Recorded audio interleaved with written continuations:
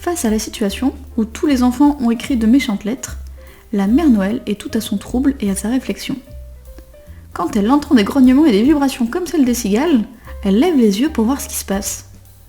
Elle constate avec horreur que le ton monte entre les habitants du pôle Nord, venus lire et répondre aux lettres d'enfants. Les elfes bougonnent, puis s'énervent franchement de voir leur travail critiqué. Les cadeaux, c'est eux tout de même. Les fées, elles, enragent de voir la magie de Noël disparaître.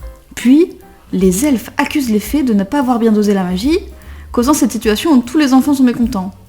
Les fées répliquent alors que, si les cadeaux des enfants avaient été bien faits par les elfes, il n'y aurait pas autant de plaintes. Quand la mère Noël essaie de calmer le jeu, mais ce n'est pas la faute des elfes ni des fées, tente-t-elle. Alors là, c'est encore pire. Et c'est la faute de qui alors ? Si ce n'est pas nous, c'est les fées, et si ce n'est pas les fées, c'est vous, la fautive, Mère Noël, répliquent les elfes. C'est bien gentil de défendre ces idiots, Mère Noël, mais comme vous faites partie du couple dirigeant du pôle Nord, c'est vous la responsable, répondent les fées. Devant ces accusations, la Mère Noël se dirige à pas rapides vers un de ses rennes pour monter une cellule de crise. Elle a dans l'idée de réunir les habitants qui ne sont pas en colère. Si on enlève les elfes et les fées, il reste les rennes et le Père Noël.